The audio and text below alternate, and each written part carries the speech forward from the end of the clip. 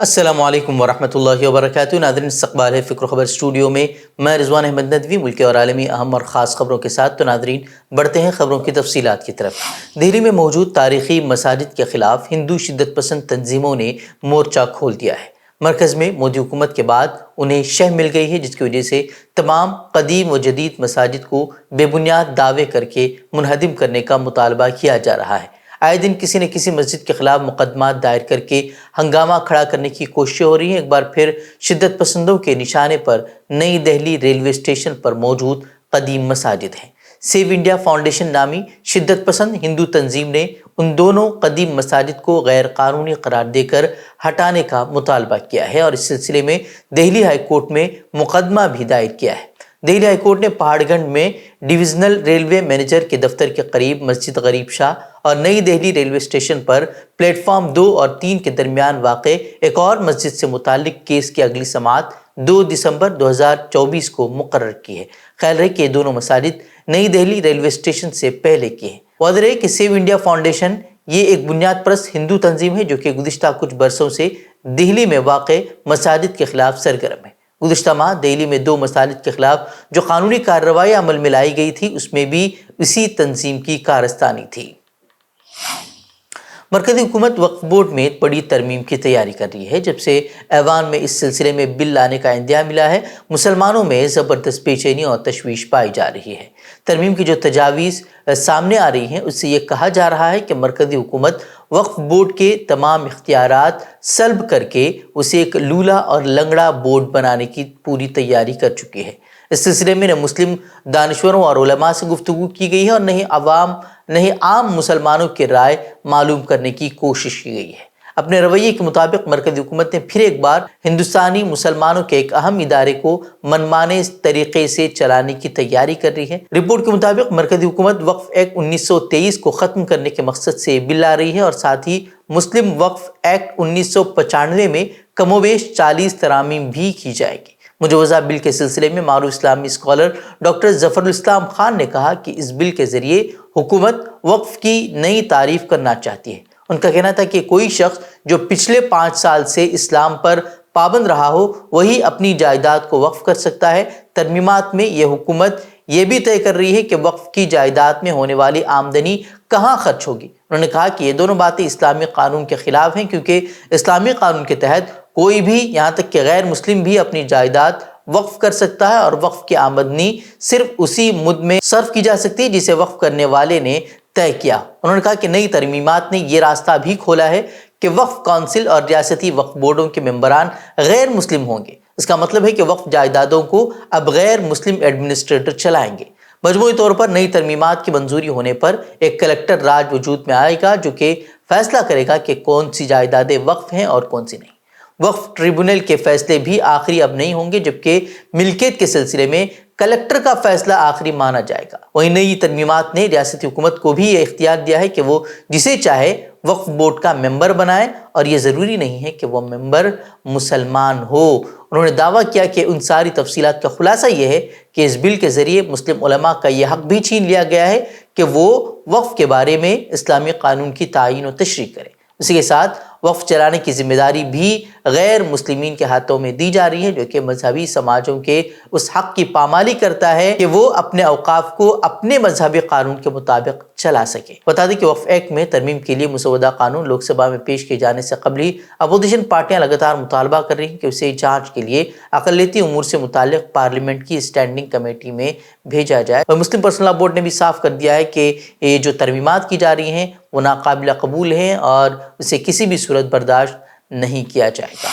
عثمان آباد کا نام بدل کر دھاراشیو رکھنے کے حکومتی فیصلے کے خلاف بامبے ہائی کورٹ کے فیصلے کو سپریم کورٹ میں چیلنج کیا گیا تھا۔ اس کے ساتھ ہی اورنگ آباد کا نام بدل کر چھترپتی سمبھاجی نگر کرنے کے خلاف بھی سپریم کورٹ میں 2 عرضیاں دائر کی گئی ہیں۔ ریاستہ مہاراشٹر تبدیلی نام مخالف ایکشن کمیٹی کی جانب سے عرضی گزار مشتاق احمد نے ایک پریس کانفرنس میں وضاحت کرتے ہوئے کہا ہے کہ اورنگ آباد کا نام تبدیل کرنے کے خلاف دائر عرضی عدالت کی طرف سے مسترد نہیں کی گئی ہے اور اس پر 2 دن بعد سماعت ہو سکتی ہے۔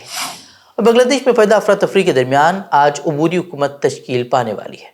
شیخ حسینہ کے ذریعے وزیر اعظم عہدے سے استعفیٰ دیے جانے کے بعد سے ہی عبوری حکومت تشکیل دینے کی پیش رفت شروع ہو چکی ہے اور آج رات 8:30 بجے حلف برداری کی تقریب منعقد کرنے کی تیاریاں چل رہی ہیں۔ اس تقریب میں کم و بیش 400 افراد کی شرکت کی خبریں بھی سامنے آ رہی ہیں۔ اس وقت سبھی کو محمد یونس کی وطن واپسی کا انتظار ہے۔ میڈیا رپورٹس کے مطابق نوبل انعام یافتہ محمد یونس آج دوپہر تقریباً 3 بجے پیرس سے بنگلہ دیش پہنچیں گے، جس کے بعد سیاسی ہلچل مزید تیز ہو جائے گی۔ دراصل عبوری حکومت کی قیادت محمد یونس ہی کرنے والے ہیں۔ اس عبوری حکومت میں 15 لوگوں کو شامل کرنے کا فیصلہ کیا گیا ہے، لیکن ابھی تک طے نہیں پایا ہے کہ اس میں کون کون لوگ شامل ہوں گے۔ عبوری حکومت کی مدت کار کیا ہوگی؟ اس سلسلے میں کہا جا رہا ہے کہ حکومت کی مدت کار کم از کم 3 سال ہونی چاہیے، حالانکہ اس سلسلے میں تفصیل عبوری حکومت تشکیل پانے کے بعد ہی سامنے آ پائے گی۔ سابق وزیر اعظم اور بنگلہ دیشی نیشنلسٹ پارٹی کی چیئرپرسن خالدہ ضیاء نے 6.5 سال بعد جیل سے رہائی کے بعد ویڈیو لنک کے ذریعے پہلا اپنا عوامی خطاب کیا۔ اپنے خطاب میں خالدہ ضیاء نے حسینہ واجد کے دور کو ظلم اور جبر کا دور قرار دیتے ہوئے کہا کہ میں سب کو معاف کرتی ہوں اور کسی سے انتقام نہیں لوں گی۔ انہوں نے کہا کہ ملک کو آگے چلتے رہنا چاہیے۔ خالدہ ضیاء نے فی الحال اپنے سیاسی مستقبل کے بارے میں کچھ نہیں بتایا ہے، تاہم کہا جا رہا ہے کہ وہ بیماری کے باعث اب شاید سیاست سے کنارہ کشی اختیار کر لیں گی۔ وہیں محمد یونس نے بھی عوام سے اپیل کی ہے کہ وہ تشدد کا راستہ چھوڑ کر امن و امان کو یقینی بنائیں۔ اس کے باوجود شوری زدہ بنگلہ دیش میں اقتدار کی تبدیلی کی وجہ سے قانون نافذ کرنے والے اداروں اور پولیس کا نظام مکمل طور پر درہم برہم ہو چکا ہے۔ گزشتہ 2 دنوں میں پرتشدد ہجوم نے تقریباً 400 پولیس اسٹیشنوں پر حملہ کیا ہے اور کم از کم 50 قانون نافذ کرنے والے اہلکاروں کو ہلاک کر دیا ہے۔ یہ بات بدھ کو میڈیا رپورٹس میں کہی گئی ہے۔ وہیں ملک میں جاری سیاسی بحران کے درمیان زیادہ تر پولیس اہلکاروں نے محفوظ مقامات پر پناہ لے رکھی ہے، جس کی وجہ سے ملک کے کئی تھانوں میں ایک بھی پولیس اہلکار نہیں ہے۔ پورا برطانیہ صرف 10 دن پہلے ساؤتھ پورٹ میں ہلاک ہونے والی نوجوان لڑکیوں کے غم میں اور ان کے سوگوار خاندانوں کے ساتھ متحد تھا، لیکن انتہائی دائیں بازو کے مشتعل افراد نے اس واقعے کو ہائی جیک کر لیا۔ شدت پسندوں نے اس معاملے کو مسلمانوں سے جوڑ دیا، جس کے اگلے ہی دن جب لوگ ایک دوسرے کو تسلی دینے قتل کے مقام پر پھول چڑھانے کے لیے جمع ہوئے تھے، سینکڑوں مظاہرین نے ایک مقامی مسجد پر اینٹوں، بوتلوں اور پتھروں سے حملہ کر دیا، جس کے بعد مسلمانوں کے خلاف منظم اور منصوبہ بند طریقے سے حملے کیے جانے لگے۔ پولیس کے مطابق فسادیوں کا تعلق انگلش ڈیفنس لیگ سے ہے، جو کہ ایک انتہائی دائیں بازو کا گروپ ہے جس نے 2009 سے مسلم مخالف مظاہروں میں بڑھ چڑھ کر حصہ لیا ہے۔ ابتدائی طور پر برطانوی وزیر اعظم پر فسادات کا جواب دینے میں بہت سست روی کا الزام عائد کیا گیا تھا، لیکن اب وہ امن و امان پر توجہ مرکوز کرتے ہوئے مضبوطی کے ساتھ سامنے آئے۔ برطانوی وزیر اعظم سٹارمر نے شہر میں فسادات کے دوران ہونے والے جرائم کے لیے لیورپول میں 3 افراد کو جیل بھیجنے کے جواب میں سوشل میڈیا پر پوسٹ کیا ہے۔ انہوں نے لکھا کہ یہ وہ تیز کارروائی ہے جو ہم کر رہے ہیں۔ اگر آپ ہماری سڑکوں پر یا آن لائن پرتشدد انتشار پھیلاتے ہیں تو آپ کو قانون کی پوری طاقت کا سامنا کرنا پڑے گا۔ وہیں لندن کے میئر صادق نے بھی مظاہروں کی روشنی میں رہائشیوں سے اپنے اقلیتی دوستوں، خاندان، پڑوسیوں اور ساتھیوں کا خیال رکھنے کی اپیل کی ہے۔ اسماعیل ہنیہ کی شہادت پر گزشتہ روز OIC کا اجلاس منعقد ہوا، جس میں ہنیہ کے قتل کی ذمہ داری اسرائیل پر عائد کر دی گئی ہے، جبکہ تہران نے بھی اس دوران جوابی کارروائی کرنے کا عزم ظاہر کیا ہے۔ سعودی عرب میں 57 رکنی بلاک کے ایک غیر معمولی اجلاس کے بعد جاری کردہ ایک بیان میں کہا گیا ہے کہ ایران کی سرزمین پر ایک سیاسی رہنما کو شہید کر کے اس کی خود مختاری اور علاقائی سالمیت کی جارحیت اور خلاف ورزی ایک ایسا عمل ہے جسے تنہائی میں نہیں دیکھا جا سکتا۔ انہوں نے کہا کہ یہ گھناؤنا عمل وسیع تر تنازع کا باعث بن سکتا ہے، جس میں پورا خطہ شامل ہو سکتا ہے۔ وہیں میزبان سعودی عرب نے بھی اسماعیل ہنیہ کے بزدلانہ قتل کو ایران کی خود مختاری کی کھلی خلاف ورزی قرار دیا۔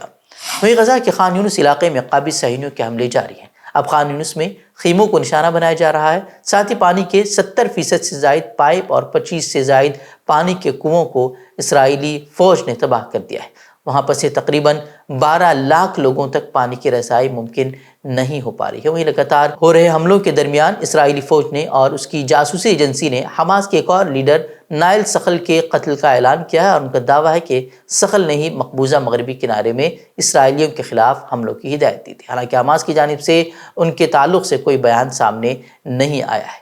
وہ حماس نے ایک نئی ویڈیو جاری کی ہے جس میں وہ غزہ کے جنوبی شہر خان یونس میں دیسی ساختہ بم سے اسرائیلی فورسز پر گھات لگا کر حملہ کرتے ہوئے دکھائی دے رہے ہیں، جہاں کئی مہینوں سے لڑائی جاری ہے۔ ویڈیو میں دکھایا گیا ہے کہ 4 فوجی جب وہ بم نصب کی ہوئی جگہ پر پہنچتے ہیں تو زوردار دھماکہ ہوتا ہے اور ان میں سے کتنے زخمی ہوئے ہیں یا موت کے گھاٹ اتر گئے اس کی تفصیلات جو ہے وہ سامنے نہیں آئی ہے۔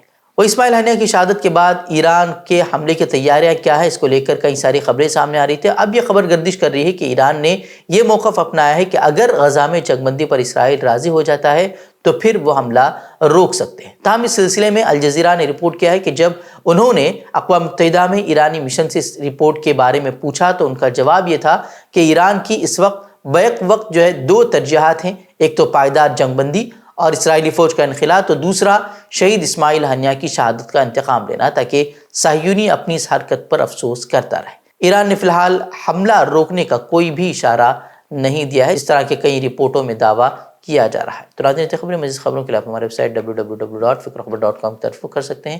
ویڈیوز کے لیے ہمارے یوٹیوب چینل کو سبسکرائب کریں۔ تو ناظرین جانتے ہیں، السلام علیکم ورحمۃ اللہ وبرکاتہ۔